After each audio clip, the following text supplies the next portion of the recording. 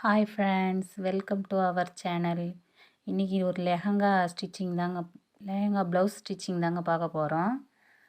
இது பார்த்திங்கன்னா அதோட தாவணி. இது லெஹங்காவோட ப்ளவுஸ் மெட்டீரியல் இதாங்க. ஃப்ரண்ட்டு அண்டு ஹேண்ட் ஸ்லீவுக்கு இதில் இருக்குது. இது பார்த்திங்கன்னா பேக் சைடு இந்த மாதிரி தனித்தனியாக தான் இருந்தது. இது பார்த்திங்கன்னா லெஹங்கா ஸ்கர்ட்டுங்க. இந்த ப்ளூ கலர் தான் அளவுக்கு கொடுத்துருக்காங்க. சும்மா பேசிக்காக இந்த அளவை வச்சு தாங்க கட் பண்ண போகிறோம். அது கட் பண்ணிட்டேன். அடுத்து ஸ்டிச்சிங் பார்க்கலாங்க. இதில் ஸ்டிச்சிங் வீடியோ மட்டும்தான் போட்டிருக்கேன். ஃபஸ்ட்டு மெயின் கிளாத்தும் லைனிங் கிளாத்தும் எல்லாத்தையுமே ஒன்றா எடுத்துக்கலாங்க, ஒன்றா பதிச்சு எடுத்துக்கலாம். பார்த்திங்கன்னா இது ரெடிமேடாக விற்கிதுங்க. பைப்பிங் ரோல் கணக்கில் கிடைக்குது.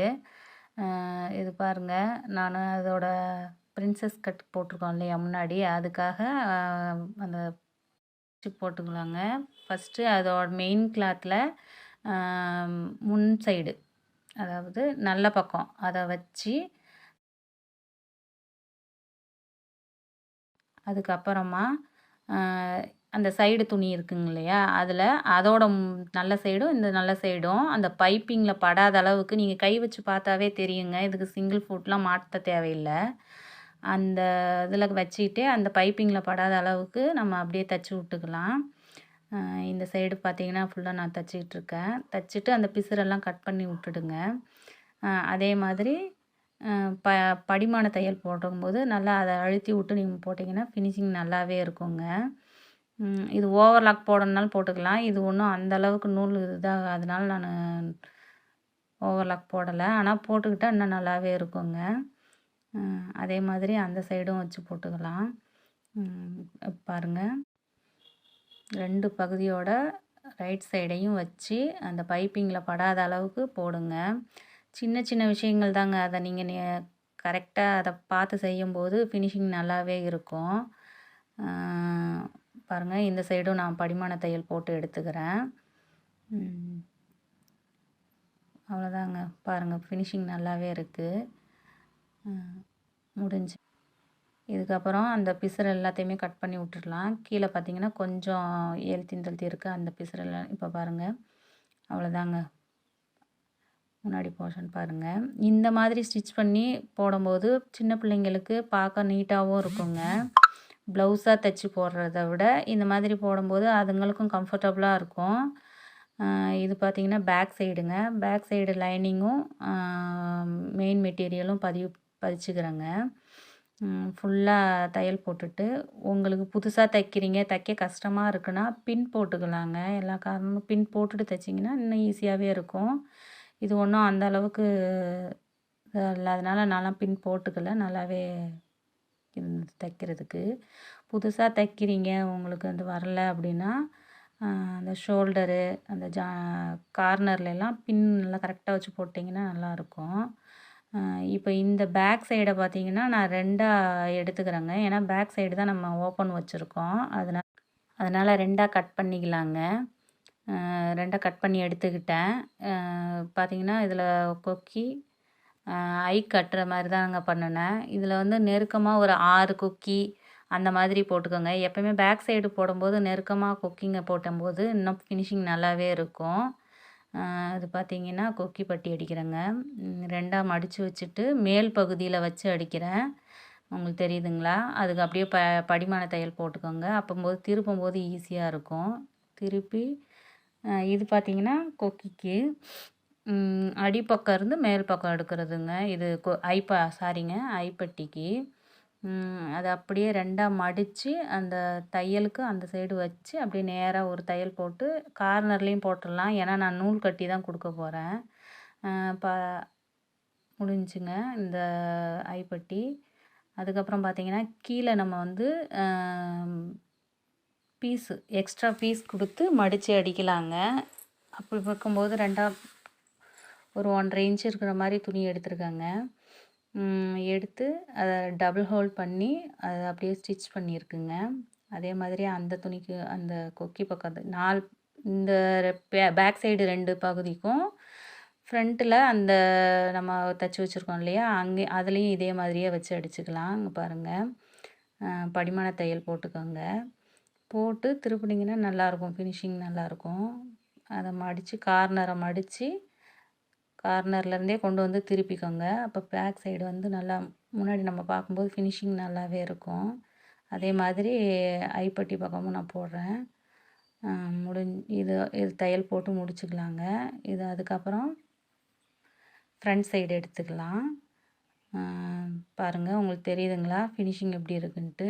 அதுக்கு அடுத்து ஃப்ரண்ட்டில்ங்க அதே மாதிரியே ஒரு 1.5 இன்ச்சு டபுள் ஹோல் பண்ணிக்கலாம். பண்ணிவிட்டு நேராக அடித்து விட்டுடுங்க இந்த ஃபுல்லாக. இந்த மாதிரி நீங்கள் செய்யும்போது பார்த்தீங்கன்னா ஃபினிஷிங்கும் நல்லாயிருக்கும். கொஞ்சம் கீழே மொத்தமாக இருக்கிறதுனால நல்லா சுருட்டிக்காமல் நல்லாயிருக்கும்.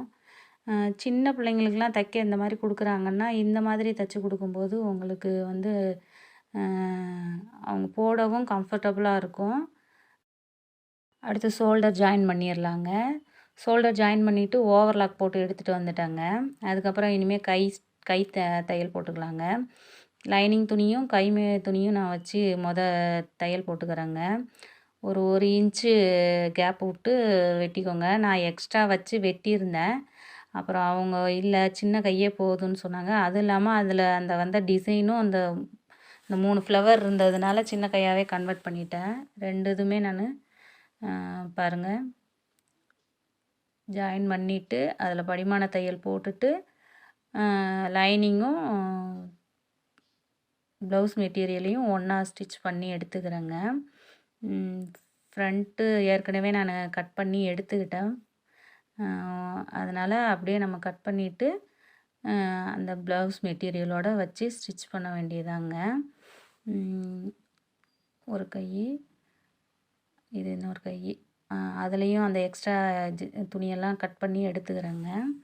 எடுத்துகிட்டு நாச்சஸை போட்டு வச்சுக்கோங்க. அப்போ தான் ஃப்ரண்ட் அண்ட் பேக்கு உங்களுக்கு மாறாமல் வரும். நீங்கள் இப்போ கூட ரெண்டையும் ஃப்ரண்ட்டில் குடையாமல் இப்போ கூட ரெண்டையும் இங்கே முடிச்சுட்டு கூட நீங்கள் இது பண்ணிக்கலாம். அடுத்து பாருங்கள், கழுத்து பீஸ் முடிச்சுக்கிறேங்க. கழுத்து முடிச்சுட்டு அதுக்கப்புறமா கை ஃபிட் பண்ணிக்கிறேன்.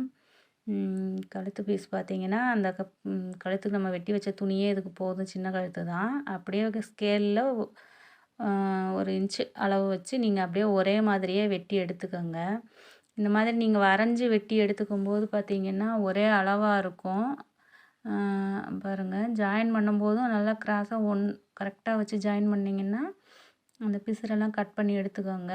அப்போம்போது ஒரே மாதிரி உங்களுக்கு கழுத்து சுருட்டிக்காமல் நல்லாயிருக்கும், ஃபினிஷிங்கும் நல்லாயிருக்கும்.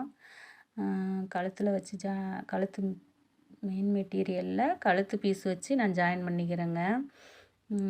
பாருங்கள், அந்த வளைவுகளுக்கு தகுந்த மாதிரி ரொம்ப இழுக்காமல் கரெக்டாக வச்சு தைச்சிக்கோங்க. 1/4 இன்ச்சு கேப் விட்டு.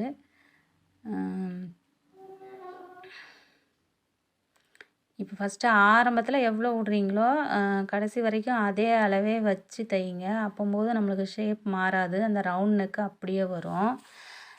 சின்ன சின்ன இது தாங்க, கரெக்டாக நம்ம அதை இது பண்ணும்போது நல்லாயிருக்குங்க. பாருங்கள், நாச்சஸ் போட்டுக்கோங்க. அந்த பெண்டு ரவுண்டு எங்கெங்கெல்லாம் திரும்பி கொடுக்கணுமோ அந்த இடத்துலலாம் இந்த மாதிரி நாச்சஸ் கட் கொடுத்துக்கிட்டிங்கன்னா திருப்பும்போது கொஞ்சம் நம்மளுக்கு நல்லா ஃபினிஷிங் நல்லா இருக்குங்க.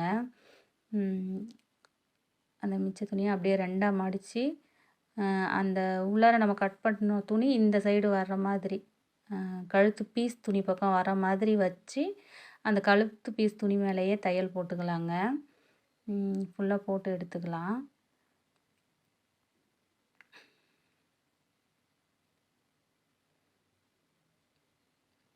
போட்டு எடுத்துக்கிட்டேங்க. இதுக்கப்புறம் பார்த்தீங்கன்னா அந்த மடித்து உள்பக்கம் இப்போ பார்த்தீங்கன்னா நல்லா திரும்பி கொடுக்கும். நல்லா தெரியுதுங்களா உங்களுக்கு? அந்த நம்ம கட் கொடுத்ததுனால அந்த ரவுண்டு நல்லா அழகாக திரும்புது பாருங்கள். அவ்வளோதாங்க, இழுக்காமல் அப்படியே அதை ஷேப்லேயே கொண்டு வந்தோம்னா அந்த ரவுண்ட் நெக்கு அப்படியே நல்லா கரெக்டாக பர்ஃபெக்டாக உட்காந்துவோம். அவ்வளோதாங்க. இதுக்கப்புறம் உள் சைடு இந்த பேக் சைடு ரவுண்டு பாருங்கள். அவ்வளோதாங்க, போட்டாச்சு. இப்போ தெரியுதுங்களா உங்களுக்கு? அந்த ரவுண்டு அப்படியே கரெக்டாக வந்திருக்கு. இதுக்கப்புறம் உள்பக்கமாக திருப்பி நம்ம எவ்வளோ துணி விட்ருக்கோமோ அதை 1/4 கைடுனா அதே 1/4 கைடு அளவு வச்சுக்கோங்க. 1 கைடு அளவு வச்சுக்கிட்டு அப்படியே ரவுண்டுக்கும் ஃபுல்லாக அதே அளவே அடித்து விட்டுடுங்க. இதுக்கு மேலே நான் வந்து லேஸ் கொடுக்க போகிறேங்க. அவங்க லேஸ் கேட்டிருந்தாங்க. இது பார்த்தீங்கன்னா கை கொடுக்க போகிறேங்க. முன்பக்கம் அந்த குடஞ்சோம் இல்லையா, அதை முன்பக்கம் கரெக்டாக வச்சு அந்த நாச்சஸ்லாம் கரெக்டாக வர மாதிரி வச்சு தையல் போட்டுக்கோங்க. 2 தையல் போட்டுக்கோங்க. போட்டுட்டு அளவு ப்ளவுஸில் நான் கை மட்டும் அளவு வச்சுக்கிட்டேங்க. உடம்பெல்லாம் ஓரளவுக்கு அது அளவுக்கு போட்டால் ப்ளவுஸ்க்கு வந்து சரி வராது இல்லைங்களா, அதனால நான் ப்ளவுஸ் அளவுக்கு ஓரளவுக்கு கணக்கு போட்டு அதுக்கு போட்டிருக்கேன். இந்த சைடு கையும் ஜாயின் பண்ணிக்கலாம்.